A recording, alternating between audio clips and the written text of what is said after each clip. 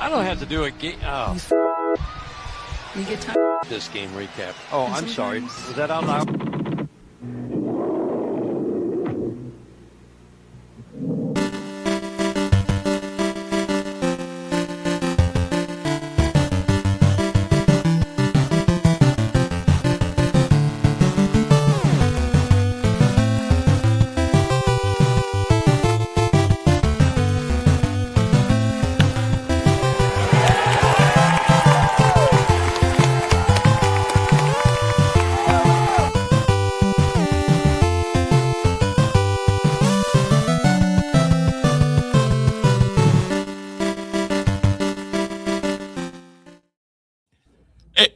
Hey everybody, welcome to another episode of the Tigers Minor League Report podcast here, presented by FanDuel. I am Rogelio Castillo, alongside me is Chris Brown and Brandon Day, and you can find us on Apple Podcasts, Spotify, wherever you listen to podcasts, and we're on an hour early because there's two reasons. One, the Tigers are playing currently right now, bottom of the second in Minnesota, and God bless you if you're out there in that weather. It's game time temperature right now is a balmy 38 degrees, and two, we are well aware that our audience is going to be checking out here about 9 o'clock or so, though those who are not rooting for the green and white, as Michigan will be playing UConn for the national championship. So that myself included. So that being said, I'm just conscious of our fans.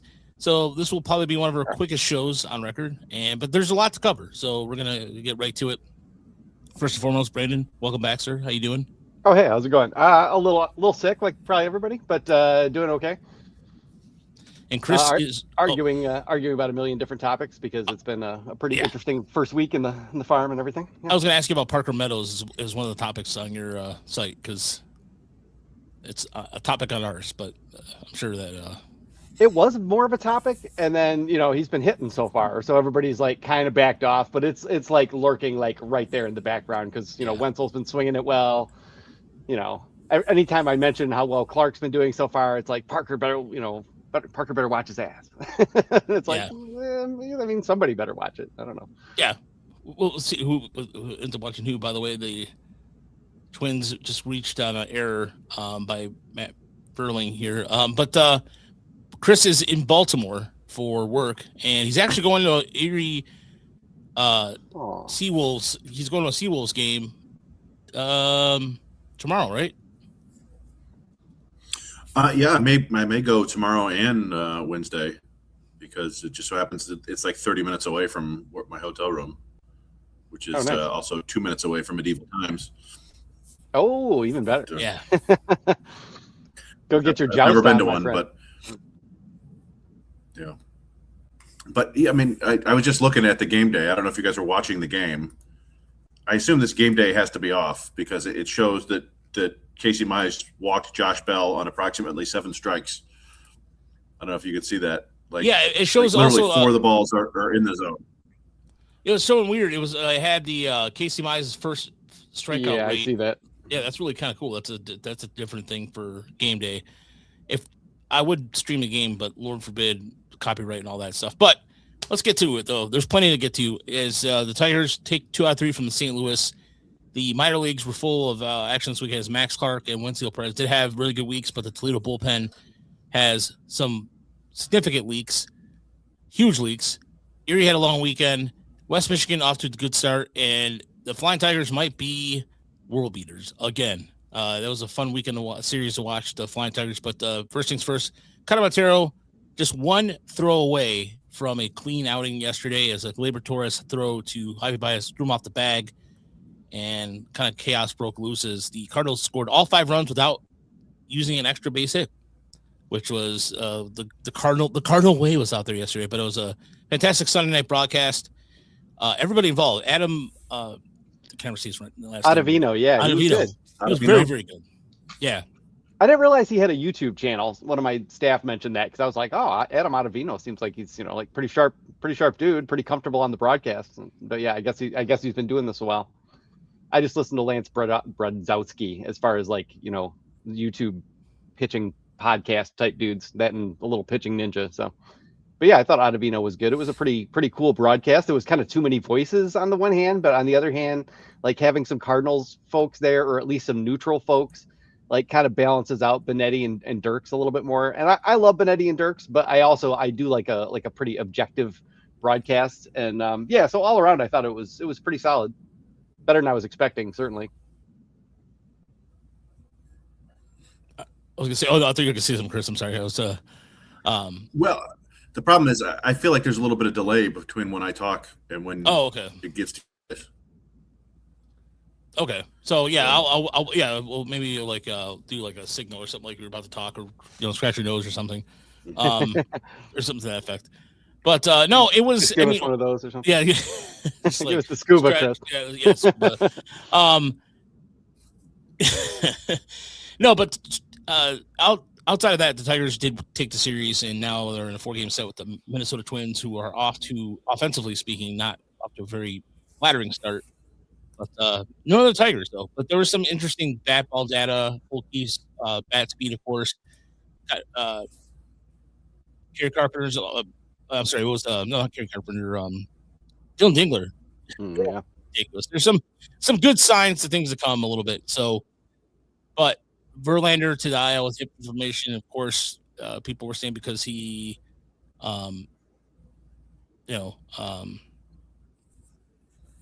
just not working on it. He's not working on what do I call it? Verlander was bending down or something like that when he was taking the first pitch, and people were making jokes about that. And I was like, come on, guys. So, yeah, do you want to pick? Yeah, you want to just go with one of those? Because yeah, I have thoughts. Like the Verlander thing, like this is, we all know that signing Justin Verlander is a bit dangerous because like the specter of him like flaming out and like having to retire or get released mid-season or something would suck. But at the same time, Justin Verlander being 43 and prone to minor injuries, I still think is more of a feature than a bug.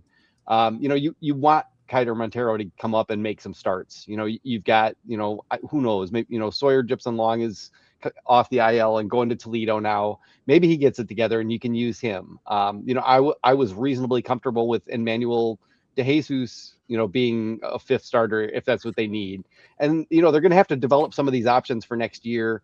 I don't mind if Justin Verlander goes on the injured list every single time he has an ouchie. Like the smallest thing. You want to get him through the season. You want to get starts out of him. The Tigers are right up against the luxury tax. That the only way they were going to add in more starting depth was that option to sign Verlander for and just pay him $2 million this year and defer the rest and get yourself another body. And that's all it is. We're all going to have fun with it because it's Justin frickin' Verlander. But at the same time, we know he's not Justin frickin' Verlander anymore. So people are gonna get upset or like overreact to everything that happens involving Justin Verlander, and he's just a minor piece of the team at this point. He's half coach, half fifth starter, half healthier version of Alex Cobb. I do have questions about all these hip injuries, though. What in the hell is going on? There's been a lot of hip stuff. Dugan Darnell. Jake Miller, like there's been a bunch of hip things. So Gibson Long as well. Maybe they need to soften up one of those mounds. Yeah, not enough hula hoop. Exactly. So I mean, we were down there, and Verlander actually spoke with the media. They actually had him in the room where Hinch usually talks because he figured rightly that so many people would want to talk to him. It just made more sense, and there was zero indication that he was hurt in any way. And I think this is very much like it doesn't feel 100%, and also it's gonna be in like the 40s for your next two starts. So let's just push it. And Montero was fine, right? Like he looked good until he didn't, and then it was like a quick hook, and then unfortunately a couple of defensive miscues with him and with DeJesus cost him that game. Not with Montero, behind him. And yeah, they'll figure it out. I think I don't know, I'm not too worried about Verlander just yet. That first start was ugly, but the whole Arizona series was kind of ugly. Everybody struggled there. So it was a nice homestand, 3-game homestand to get the series win. And nice to see the bats wake up a little bit, but more to be done for sure. Yeah. And now we get to go freeze in Minnesota for 4 days because it's miserable out there as well. Yeah, geez, well, Pete's, man, it is awful out there. They got those what do we call it? I can't say those. The whatever those things that were on their neck. Jordan Walker, which by the way, he had that full face one too. The Gator, yeah. The Gator thing, and that was, by the way, that home run he hit off of Drew Anderson was impressive. That was one of the best. I mean, that was a shot. Go ahead, Chris. Well, Drew Anderson looks so good in spring, and we've seen a couple outings from him so far, and you see glimpses, but then you see that fastball get absolutely demolished, and then you see his curveball not really fooling anybody, and you go, oh boy. Like, I don't know. Yeah. It's you don't want to overreact to anything this early in the season, but it's been a couple outings where you go like this, I don't know. This seems like a mirage. But I don't know. DeJesus has had a couple bumpy outings too, and then he looked, after the defensive miscue, he came back out and looked great. Looked like the guy he was in spring. So it's early. Yeah, it's everything gets looked at with a microscope at this time of year, and so you worry about stuff. But I'm going to give it time. Going to give him the 40 days, right? Yeah, give him 40 games. And I think I don't want to make excuses, because when you blow up, you blow up. But neither of them is used to being a reliever, and neither of them is used to being a reliever in the major leagues. And there may just be an adjustment period. They've had time to get used, to the major league ball. I don't think that's the issue. But like Drew Anderson, like the first, what was his second time out, like went through the order 1, 2, 3, no problem, and then they brought him back out. And they bring in Emmanuel DeJesus last night, in a super sticky situation. Like, it may just take them time to get used to that. I don't think Drew Anderson's going to be great or anything, but you can look at his numbers last year and his stuff, and he still looks like a lot of teams' fifth starters to me. And DeJesus to me still looks better than that. I can jokingly point out the fact that Emmanuel DeJesus has like a 1.91 FIP with an outstanding K rate, but of course that's just fun with small samples, because he also has like a 7+ ERA, and I think we've had like virtually every inherited runner score. So, that's not going to work. We all know like middle relief is always kind of a fungible thing, and they're just going to have to kind of figure that out as they go. But I'm not discouraged that much with either one right now. I just think like they're trying to figure it out. So get used to the league again and what their role is going to be. That's all there is to it. I mean, there's I guess, you look at the arms, which we'll get to here in Toledo in a second. Like Ricky Velasco has been pitching well. But then there's Fife, but we'll talk about that in a second. But no, there's some encouragement there too. I mean, you have Finnegan numbers, and Seabolt last night came in a little bit, was struggling with command. But the stuff is there. I mean, is it going to be a guy interchangeable with somebody else from Toledo? Absolutely. And Sarah Gibson Long was recalled and sent back to Toledo today, so he's coming off the IL, and who knows whether they're going to put him as a starter or a reliever. So that's also a good thing too. I mean, it's just depends on where the Tigers see him in his future. But the Deadly Ninja Bees, I think walks are in like the hit batters thing was a weird game Saturday. That was one of the strangest games. That was this game that kind of had a little league feel to it, because go ahead, Chris. Well, I mean, we looked that up. That was the first time ever that the Tigers have hit 5 batters in one game, which doesn't seem possible, but it was. Was it 3 from Flaherty and then 1 apiece from a couple of relievers? Just and they were all nicked too, and didn't hit anybody hard. Yeah, I do. Again, we don't want to make too much about the early samples, so I'm not gonna say anything, but we'll come back to it at some point, where I'm a little bit worried about Flaherty, because I thought we could at least count on him getting super angry at the Cardinals again, and that did not happen. You remember a couple of years ago when he was just like flamethrower dynamite against, was it 14 strikeouts against the Cardinals? Yeah. Maybe that exercised everything, but anyway, like I said, we'll come back to Flaherty a little bit concerning. I mean, he did hit 96. And it's Jack Flaherty, unfortunately. Like, this is like what it's like. There's like 3 Jack Flahertys. There's like the one that goes out and dominates for 5 innings and strikes out 10 dudes. There's the guy who flames out, in the second or third inning and gives up a bunch of homers. And then there's normal Jack Flaherty who, looks reasonably good, kind of in and out, but as soon as he gets into trouble, like starts to melt down, and then, third time through the order just gets shelled. So I don't know. it's kind of what it is. And the last 2 years, or at least last year, I mean, it's kind of worked out to him being like, a 3 starter, like not bad, but not consistent. But, you always want consistency, but, you don't find it except with like the frontline guys, really. So, and I think that it kind of points back to like them not being real sure how they're going to use middle relief again, too, because, it's early in the year. Normally you wouldn't even bother pushing a guy when he starts to lose it. But they kind of did. And, I don't know. I don't think AJ Hinch necessarily has had like the best like week of his managerial career either. There's been some weird decisions that sort of piled up on each other. And we know this time of year, he likes to experiment and put guys in weird spots and play him a little out of position and, mix with the lineup. And he's that way. And Sparky was that way. They Leland was that way. Leland was that way. They like to take that first month and just mess with everybody's heads and see what they can do. And sometimes it feels like it costs you a game or two. I don't know if it actually does, but it feels like it. I mean, it's odd that he loves that that platoon stuff that gets the other manager kind of on his heels a little bit, and he just hasn't been able to do that. Like he's tried, but there haven't been any lefty starters, and Arizona didn't have any lefty relievers. It's like, and so he's kind of like it's searching for spots to get guys in. He took Colt Keith out in like the 5th inning the other day just to get Vierling some at bats. Which I understand early in the season. You don't want these guys to just sit on the bench for the first 3 weeks of the season. So it's just the way it is. But people get upset because Colt is off to a great start. And like, why are you taking him out at all? And it's like, well, who else are you going to take out?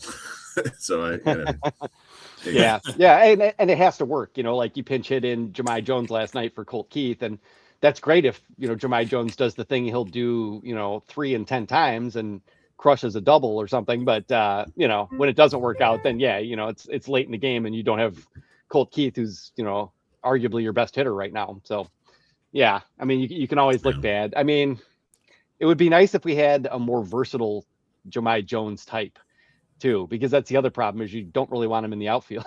You don't want him in the infield. You don't quite know what to do with him otherwise. And that's just issues with being a solid contender and not the Dodgers or the Phillies or someone who just has like starters everywhere. The Blue Jays, although they still use some platoons as well. Yeah, no, and the interesting thing too is that how many people are just like, for example, everybody's flipping out Carper not being on lineup, and then realize that afterwards, the beat reporters are like, yeah, he's sick. Yeah. So and I could point out that Roger and I are both sick as well, if you can't tell. Yeah, everybody's sick right now. Get it together, Michigan. Yeah, change the weather. Is Parker. Yeah, Parker is off to. Thank you, Dan, for the $5 there. Exquisite. Yes, thank you. Yeah, the Parker Meadows defense tour will continue. I mean, he didn't. He did get out here earlier, but the fact that I'm bringing up Wenceel, Perez, and Max Clark is only because they had really good weeks, and Clark was the player of the week for Toledo, WRC plus of 178, just a walking machine. He had 5 doubles, just the 1 strikeout. Syracuse has got some pitching prospects too, right, Chris? I mean, that's fair to say. Like, outside of seeing Carl Edwards, beat up Tong. They have they beat up Tong. They had Jack Winterger's up there. They also have a couple of relievers that are big leaguers. So but it's funny if you just looked at Max Clark's box score, you'd think he's smoking the ball everywhere, and it's the funniest like collection of bloops and bleeders that. It's one of those things where like you put the bat in the ball and sometimes good things happen. He did have, we tweeted about it, like a beautiful piece of hitting the other day where he got a change up away and just poked it that way. Just went with it, poked it down the line for a double, which we've seen him do for a couple of years now. So some luck, some good contact, but really managing all the plate appearances. Like he has not looked overmatched at all. I think it's seven walks to 2 strikeouts so far this year. Like looking like an ideal leadoff man. So that's good to see. And then Wenceel. We talked about this. Wenceel is a big leaguer who, through circumstances that aren't really his own, other than not performing in spring, is stuck in AAA, and he looks like a big leaguer stuck in AAA. He's mashing the ball and playing well. So, whenever they get an injury, he'll be the first up, I think. Yeah, as soon as Wenceel got sent down, I wrote that article immediately. Like, Wenceel Perez just needs to do a couple little things better to help himself out. I mean, if Wenceel Perez could play center field and you felt like really comfortable with it. I mean, he'd be a pretty dang valuable player, even if they decided to trade him or something. So he's like always right on the cusp. And it's worth pointing out that Max Clark did have two of the highest, the hardest hit balls that, we've ever seen from him. I think he topped 110 twice, which is nice to see. Those were probably the only two hard hit balls that he had, because he is just kind of spraying it and running like heck. But, if you poke one down the left field line and then you pull one down the right field line, both for doubles, and you're dropping it in and beating it out to second, and you're just not striking out. He looks very much in control of what he's doing there, and we'll want to see it go for a little while longer. And I think that maybe you guys will agree, like the sign for Max Clark will be when he starts pulling a few balls in the air, hitting for a little like more legit power to the pull field. At that point, he's probably basically ready. And that might not be that long, the way he's looked so far, but we'll see him face a few other pitching staffs for a while here and see what's up. Yeah. Well, yeah, especially too, because if you have they're coming up next week, or this week coming up, they have St. Paul, and it's a home opener, and the weather's not going to be much better than it was in Syracuse, but the weather has going to definitely play a factor a little bit with perhaps just, I don't like, if you look at Matt Verlander, it looks really stiff out there. But it was good to see Valencia too. Valencia looked really lost at the plate, and then he started picking it up a little bit, and that was definitely needed because we were really worried about him. Ben Managerial is off to a solid start too. He batted leadoff. I'm sorry, what was that, Chris? Oh, sorry. Yeah, I was just Valencia was like 1 for 24 with like 8 strikeouts before. Yeah, he finally got a double, triple homer. It looked like the guy he was last year, so that was good. But. Yeah, as far as pitching goes too, I props to Carlos Payne for coming up out of nowhere yesterday. He got called up to Erie and was able to go 5 innings, give him 5 innings, just a solid start for him. But overall, see, in terms of what we saw from Madden, I don't know. Madden didn't make it through the first inning. Yeah. In his outing, his velocity still way down from before the shoulder troubles, kind of sitting 92, 93, 91 sometimes. So he still seems like he has a ways to go. It doesn't really seem like there's a lot of pitching help you really want to depend on. Vanasco has looked pretty good. He's looked as good as Connor Siebold, at least, probably. But yeah, it's not too stirring a case down there for anyone yet. No, not at all. And there's when we go to Erie, so if we was there anything else you guys wanted to add before we move to Erie? Are you gonna try to get down to Toledo tomorrow or no? Yes, I'm gonna try either go down there tomorrow or Wednesday. More likely it'll probably be Wednesday because tomorrow's game is at 4:00. So that's gonna be kind of difficult to swing. But I will be down there at least 3 games this week. So I will be down in Toledo. It'll be my first road trip, if you will, quote unquote. But yeah, I'll be down there this week. We should give a little nod to Gage Workman as well. I think just because he's not done yet. He won't die. He's still hanging in there. He can do a lot of things. We all know he's toolsy if he happens to hit, and he's only 26. So he and Trey Cruz are kind of in a similar boat where they're versatile players who are trying to find that last little notch in their game to make themselves major leaguers. So yeah. Anyway, decent start for him at least. Yeah, for sure. And I look Workman when he hits it, he hits a lot of piss missiles. So I just want to find an excuse to say piss missiles. Yeah. But SeaWolves. So the SeaWolves this year are they have a lot of injuries right now. They are not healthy. So you have Jose Porceño out, you have Lorenzo out. So it's going to be a lot. There's still interesting prospects. I mean, you're gonna have to see in this case with Isaac Pacheco, there's going to be adjustment to AA, as we can see here. But Brett Callahan, we've talked about this. Brandon, I know we've talked about this. Chris and I have talked about this.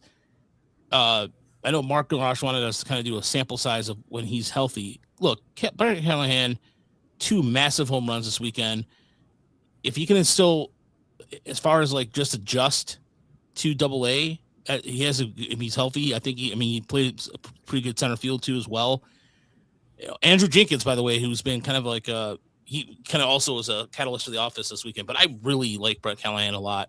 And I know that we talked to Ryan Garco about him too. Like they like his power potential quite a bit.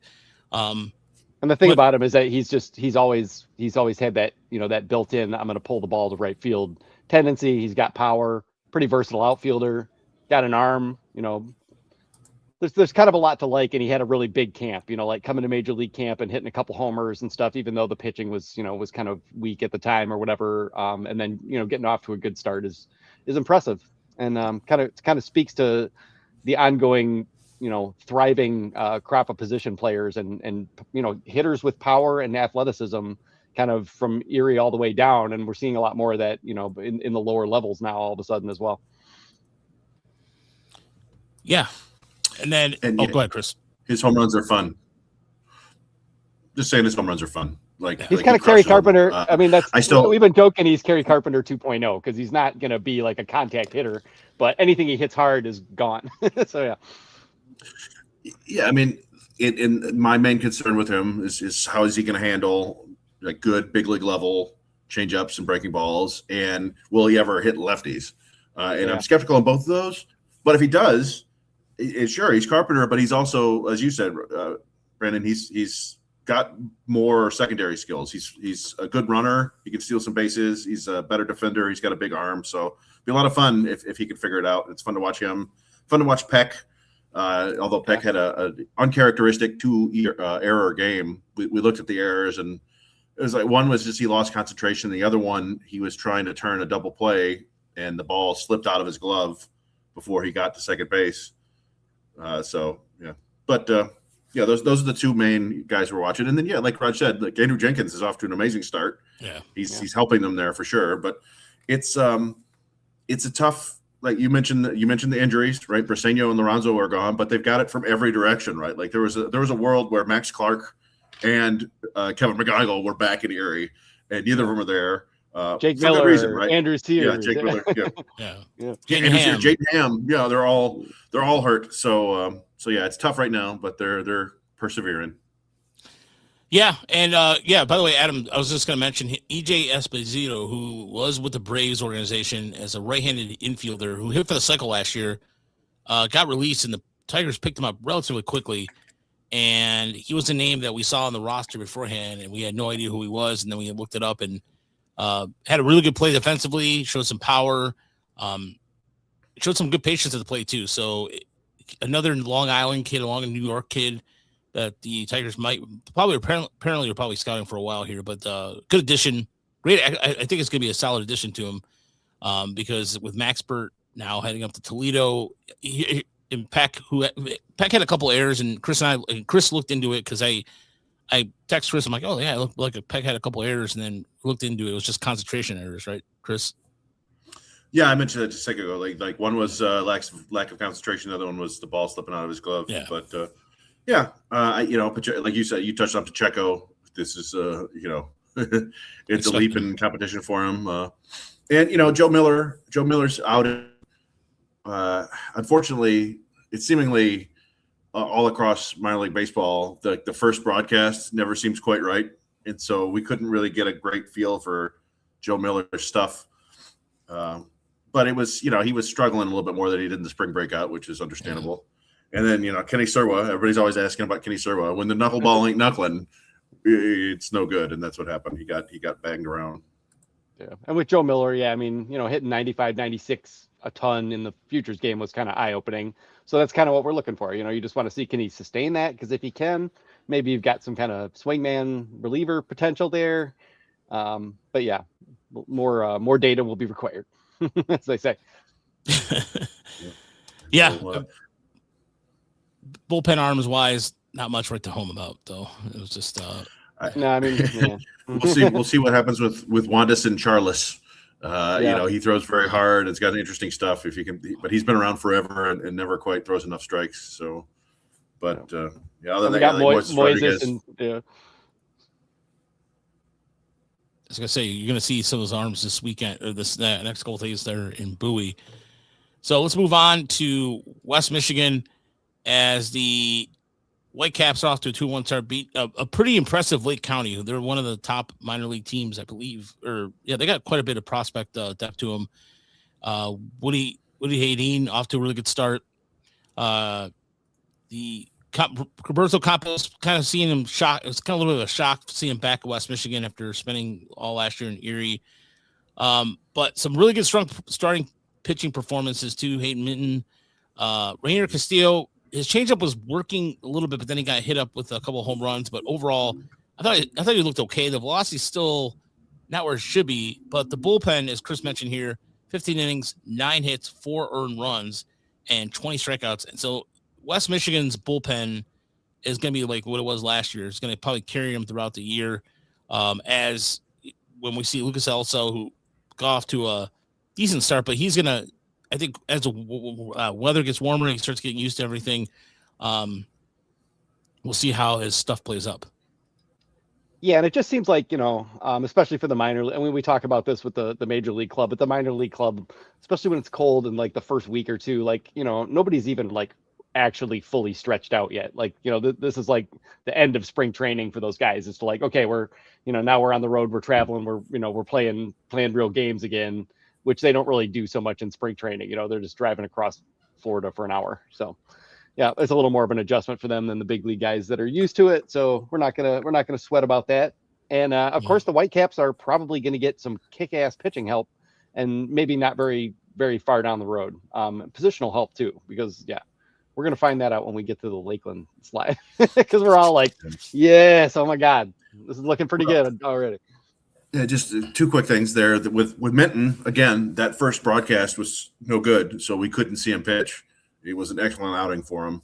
And with Elisalt, it was a little bit of what we saw toward the end of last year, where they just kept working really long counts against him. And part of it, I think, is that he is still kind of nibbling. He's throwing a lot of pitches just outside the strike zone, and instead of challenging hitters with his improved stuff. So that may come along soon. We'll see. Or maybe he's just learning how to harness the better stuff now. So, but yeah, like Raj said, maybe when it's warmer, we'll start to see more impressive stuff from him. But that's it's still a relatively interesting rotation there. But yeah, not nearly as interesting as the pitching down in Lakeland.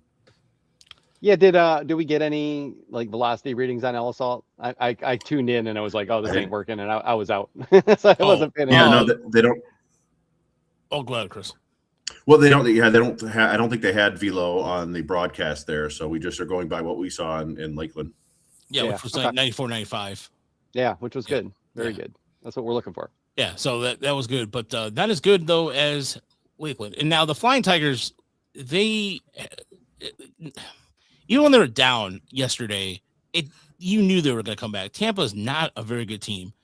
I'm sorry, they had a couple pitchers that stood out, but beyond that, they scored 38 runs in 3 games against the Tarpons, and it was just all hard hit balls. Anarchy with 114 mile an hour. Zach McDonald. Yeah, and then I like what here's Goods. Jack Goodman. Jars meets Pax. Our own little language there. It was in Carson Rucker. Wow, what a difference. I mean, he hit the ball really hard, and he was making really good contact. And just all goodness across the board, Chris. I'll start with you on this. We saw 3 college arms make their debut. Oh, well, again, the same thing. Friday, for whatever reason, Tampa didn't have their act together. We couldn't see Ben Jacobs, who had the most impressive debut of all 3 of them. Yeah, it was a real bummer. Hopefully we'll get to see him this week because, the results were pretty spectacular. Their fastball average 94, up to 96. You see like 19 inches of IVB, lots of whiffs on that. And the changeup was supposed to be his money pitch. That looked good too. He also got a whiff with his slide. You picture him moving relatively quickly, like Brandon was hinting at. And eventually, I think it'll be like, what can he do with the breaking ball? But that fastball changeup mix seems like it'll work. And then Witherspoon the next night, he looked good. It's still kind of relieverish to me, if that makes sense. Like I put there's 3 questions that we had on him coming in. Can he throw strikes? What's the fastball shape going to be? And does he have an off-speed pitch? And he threw a lot of strikes, so that's a good start, right? Like that, you need that no matter whatever role you're going to be in. I don't think the fastball shape is necessarily any better. They seem to be leaning in on him throwing a bunch of sinkers, which is fine. If you have a sinker, and he's got a couple of really nice breaking balls, but I don't think he threw a single changeup. And maybe he doesn't have to, but maybe he'll be a Jack Flaherty type. But it was an impressive outing. But I don't know. Like I said, he still feels sort of like reliever-ish to me. He's sort of in a weird vein. I hate to just make this vague comparison, but there's like a little bit of like Kumar Rocker to him, where like he'll like lock in and he's like pumping strikes and it looks good, but then you kind of check the metrics and it's like, yeah, it's more of just like a sinker that's not really going to draw a lot of whiffs, higher up. Although he does have really, really good velocity. I mean, he was averaging 96, hit 98.1, I think. And and the breaking balls are good. He looks like a splitter candidate to me, but he also does have like that sort of reliever-ish, delivery where he's sort of a long armor. It's just not exactly smooth, but he's a good enough athlete where I feel in between about it. But I mean, for right now, all you really want to see is him throw strikes and not have those blow-ups that he had in college, because I think the stuff is undeniably good enough to get major league outs already. It's just, is he going to be able to use it properly and in what role? So overall, pretty solid start. I was happy to just see that he got out to a good run, and nothing looked diminished. We've had such a bad run of injuries, in guys' debuts and stuff. Just to have him like show up and look like he was supposed to look, I was like, okay, it's a good start. The fact that 3 starting pitchers threw over 60 pitches each was a godsend. I mean, I hate to say it that way, and it sounds like I'm embellishing that. It's not embellishment. We saw this last year where literally like they would go 2 innings and then they're done in Lakeland. And now this year it's a lot different. Go ahead, Chris. Oh, I'm sorry. I was just actually scratching my nose, but Kevin McDonald got a hit, but like I don't want to be too critical, right? It was the first start, right? We've seen other guys come in and kind of struggle to throw strikes in their debut, and that was not an issue for him. So that's a great start. And and then Caleb Lays was the guy that we saw in the backfield, and it was like an up and down outing from him, and the stuff doesn't necessarily jump off the page, but he battled, and like I don't want to single out Edion Espinal too much. But he was his first game as a catcher, and you could tell like everything that can go wrong for a catcher went wrong for him. There was catcher's interference, there were pass balls, there were throws into center field. He was dropping things. Lays literally had to get 5 outs in 1 inning because there were 2 strikeout wild pitches. And he battled and he got through it. And it's we'll see what goes on with him later. But he seems like a solid arm too. Like they've really done a good job of adding the sort of quality depth arms that they need, and hopefully these guys will start filtering up as the season goes on. It's going to be interesting, I think, very much, because we've watched, 3 drafts now where they've bent heavily toward the prep kids and spent a lot of money out of their bonus pool spreading that around, and it hasn't really, brought anything to fruition so far. And they've had pretty good success with college pitching, even pretty small school undervalued college pitching. And I'm just curious if this is the draft where they kind of start to like recalibrate a little bit and say, all right, we're finding undervalued, pitchers in college who've at least already like shown some durability and stuff like that. And maybe we'll just, maybe we'll lean into that a little bit more this time around. We'll see. By the way, Kevin McDonald was his first major league steal. Hey, yeah. Was that the first one? I thought he had one more. Yeah. No, it's after. Yeah, it's infield single and then steals, showing on the full game. But and then you touched on all these prep arms that they've taken over the last couple of years. These teenagers, and then who gets out there on the mound but the 19-year-old Australian Alistair Tanner, Ali Tanner. And boy, what an interesting arm he has turned out to be. He's another one we saw him. He's on the same schedule as Lays, basically. We saw him pitch. That was Elisalt, Lays, and Tanner. We saw also in the one game, I think, Raj. Yeah. Mm-hmm. He looked like he did when we saw him, except he was throwing even a little bit harder. It was like consistent 95, 96 with a high spin breaking ball and a super high spin, high IVB fastball, but just constantly in the dirt. And I don't know what's going on there. I don't know if they want him, if they're trying to get him to do the Matt Manning thing where you throw it at the bottom of the zone and guys give up on it and it clips the strike zone. But I would think with that fastball, maybe it's his release point or I don't know. He looks like he has that late move to get up over the top, that sometimes leads, because he's not like naturally there. he's like suddenly like, I'm going to come straight down at you. And yeah, he just looked like he just, he tomahawked a bunch of them, but yeah, I mean, the arm talent there is pretty impressive for I don't think he's a particularly big kid, but he's sturdy. And so, yeah, like we said, like we didn't even see Grayson Grinzel or Cale Whiska or, there are a handful of other arms down there that are very interesting. So, yeah, this is a fun one. Yeah, and obviously we got all these dudes injured. Kelvis is, you would have hoped, we'd see Kelvis Salcedo, maybe at West Michigan, but probably still at Lakeland and Owen Hall and all these guys. But it looks like we're gonna have to wait again until May, June.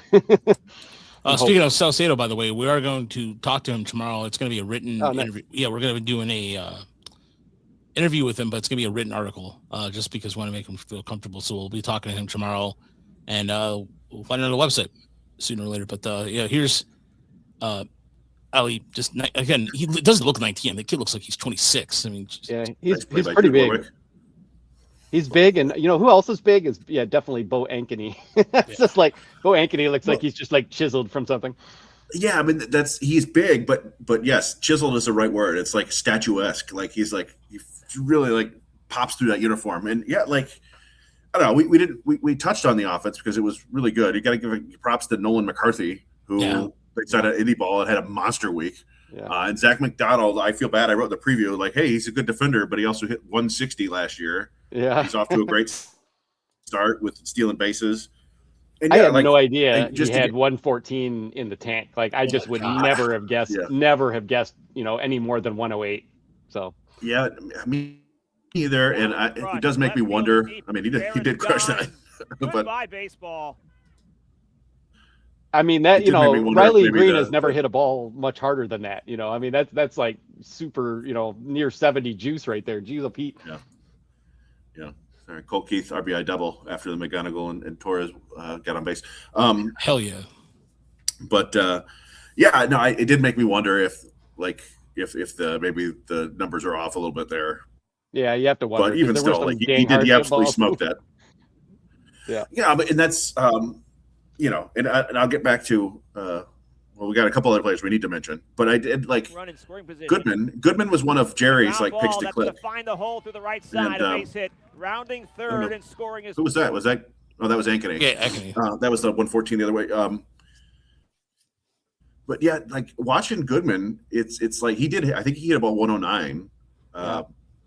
So and what we realized, I don't think we realized this until we looked it up, is that he actually played at Pepperdine with John Peck for 1 year. Oh, okay, yeah. Before he transferred back to Northeastern.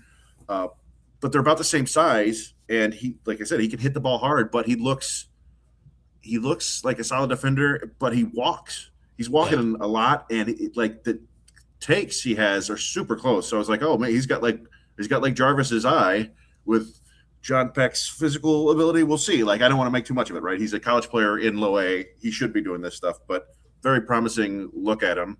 And then all this, we haven't even talked about Bryce Rayner. Bryce Rayner came back. Bryce Rayner played again.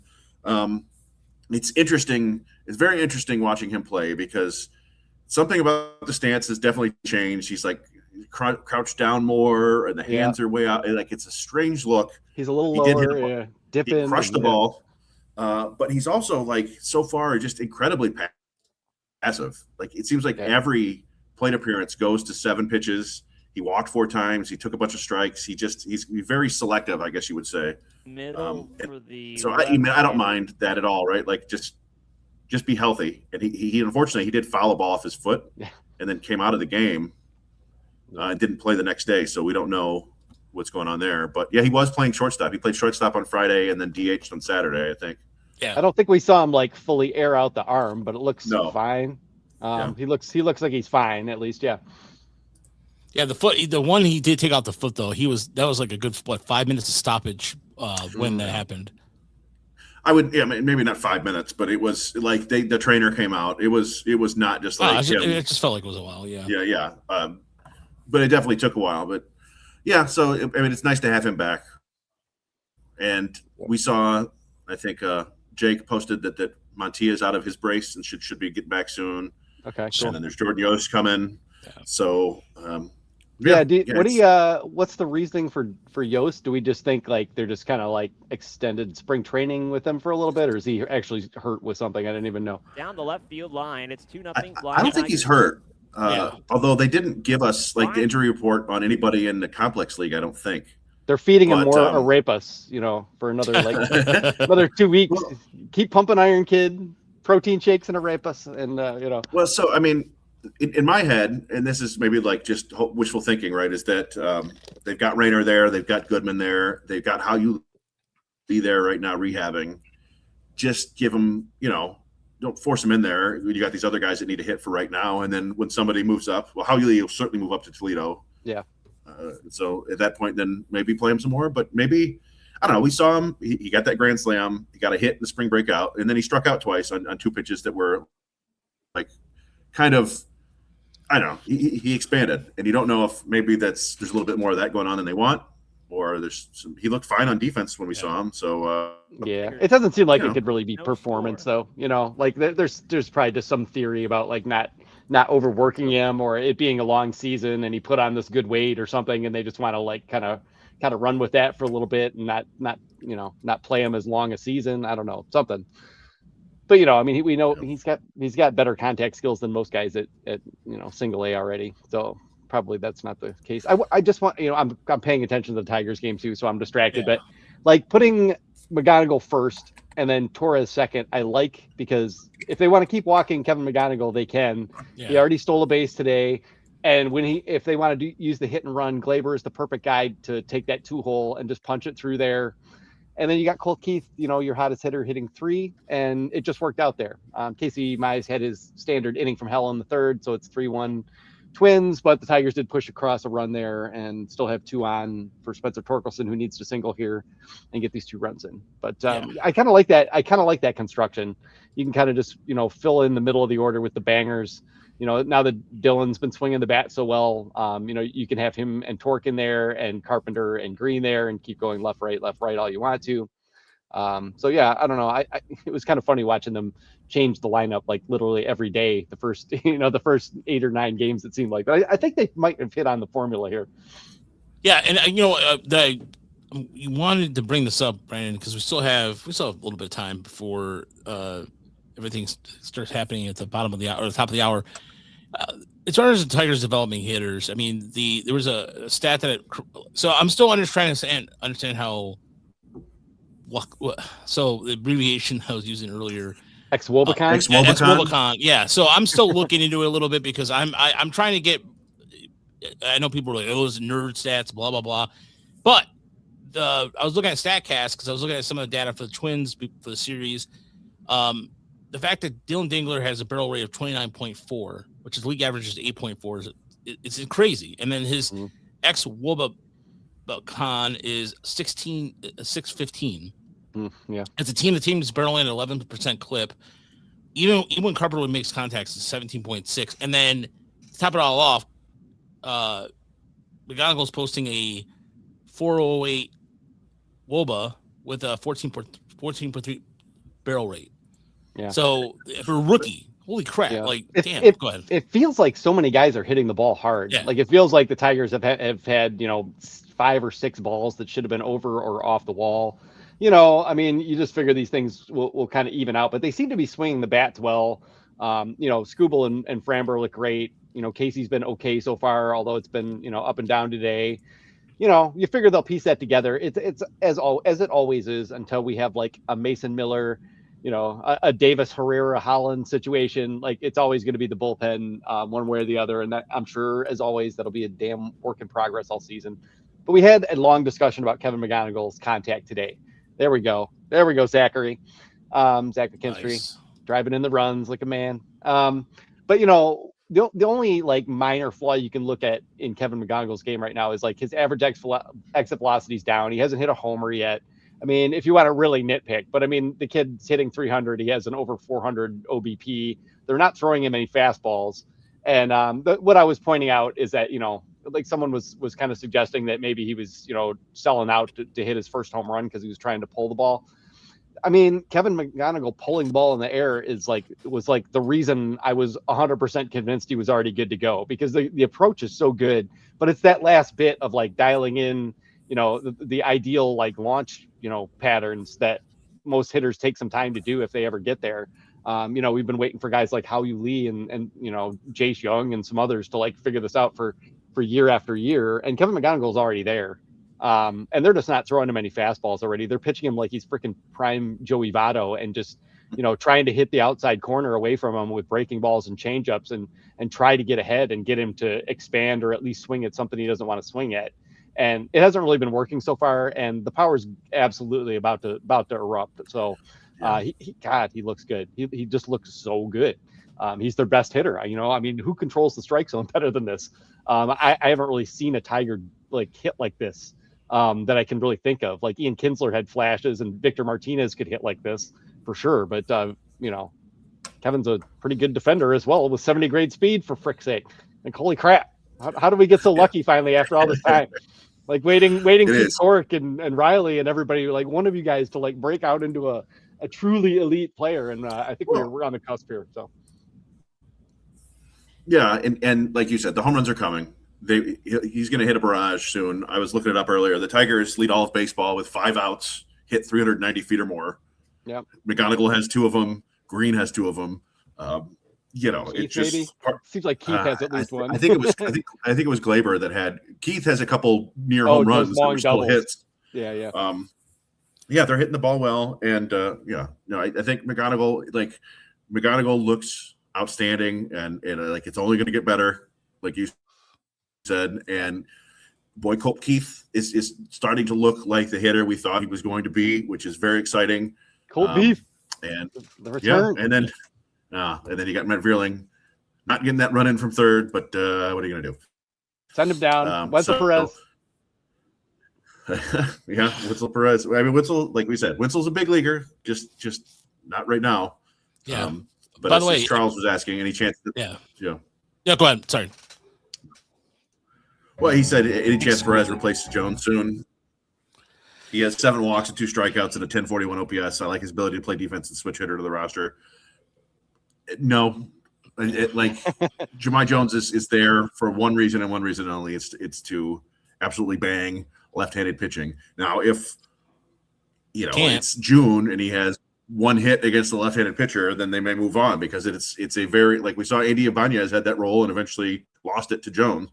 So you got to produce in that role. It's a very tough job actually to barely play and then come up and have to hit. But they're not going to get rid of. That's the thing with Jahmai Jones. He doesn't have options. So if you were to bring up Perez, you'd have to get rid of Jones, and somebody else would grab him in a second, because people are always looking for that lefty masher. By the way, Cole Keith with his 5th double already. He didn't get to his 5th double until May 21st of last year. So there we go.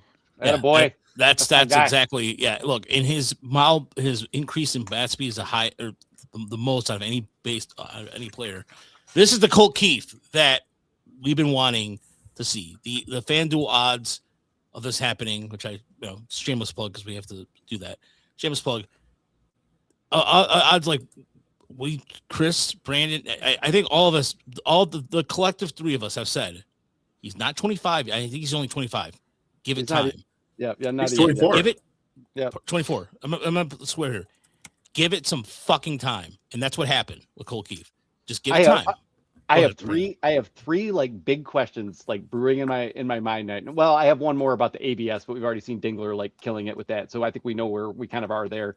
But are how good have the Tigers gotten at drafting hitters now? Because we're just seeing like athletic up the middle players who can bang all over the place to a degree never seen before in Tiger history.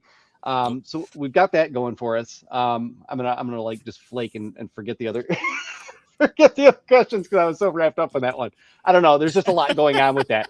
Like all the way down through the system, the hitters are going like mad. Oh, the second one is, did they change something with their bat speed training this offseason? Because there's been a lot of bumps, from Max Clark to Colt Keith, Dylan Dingler, we've already seen. And then you go all the way down to how is Zach McDonald hitting at 114?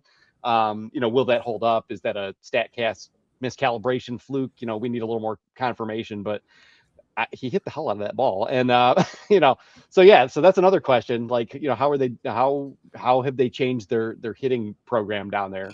And then, you know, I guess the third is just like, will any of their young pitchers ever surface from wherever they are, whatever holding pen they're being kept while injured.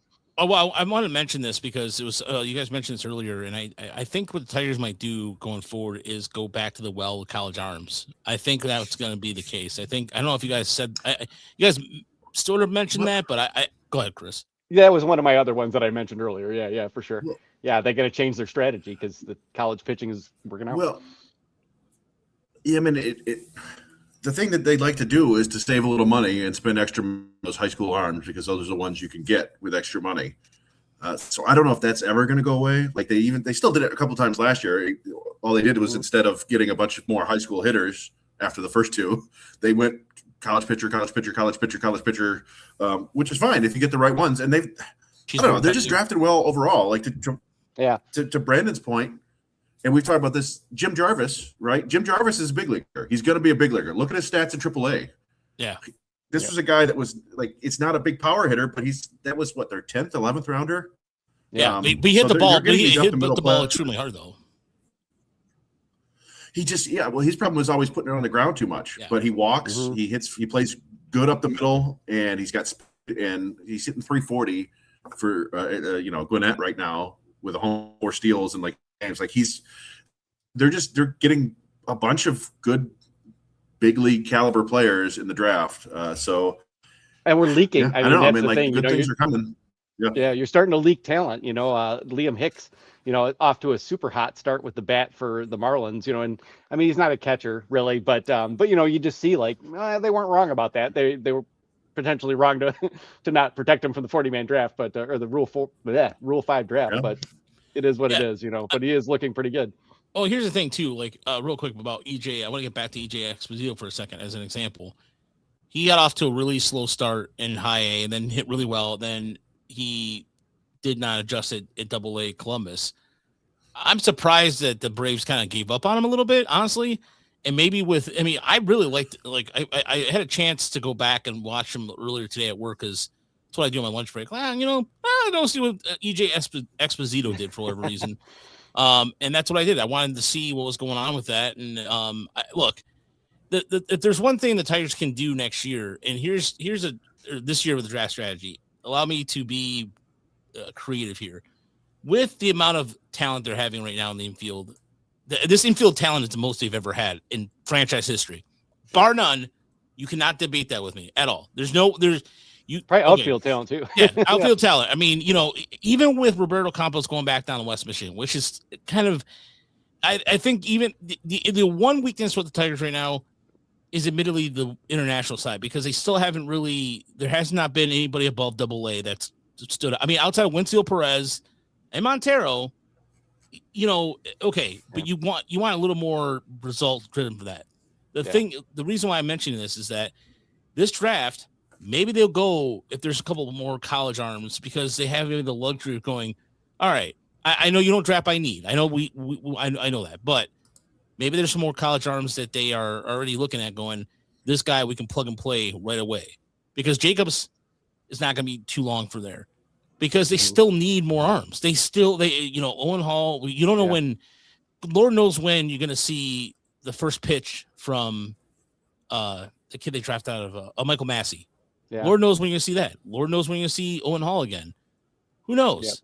Yeah, the guys who look like they might make it are like Elisalt and, you know, Jake Miller and Sears, who are more like back-end swingman type guys. And yeah, we all know we're probably entering a post-Skubal universe next year, and all of a sudden we've got like all these, you know, good young position players, and of course, you know, it's all going to coincide with Mr. Skubal leaving. So yeah, I mean, it'll be interesting to see if they do change that strategy. I mean, they're working with a reasonably small bonus pool once again, so they're going to have to be tricky. And you know, I'm sure they're going to still emphasize up the middle players, but you know, if it's kind of like a tie goes to the runner situation, maybe they will kind of tip over toward the pitching side a little bit.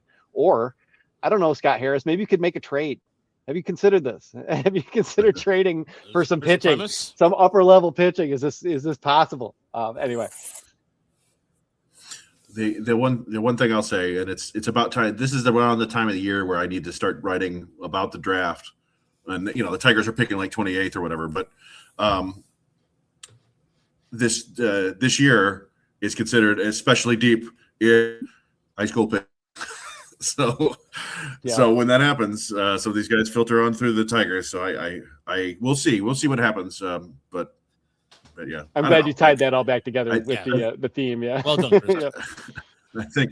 I think we're in. I don't know. The farm system is not what it was last year in terms of overall talent, but part of that is because of injuries, and part of that is because the best prospect is in the big leagues doing good stuff. So that's what you want. But 4 or 5 weeks from now, we're going to be like, hey, these guys are popping. This looks like a legit prospect, and so I'm always eager about that this time of year to see who really comes from out of the woodwork and does their thing. So, yeah, fun first week of minor league baseball, and it's very cold in Michigan, which is dumb. It's the middle of spring now, but not much longer, and everything will warm up. So, yeah, go. So there you go. Balls will start flying.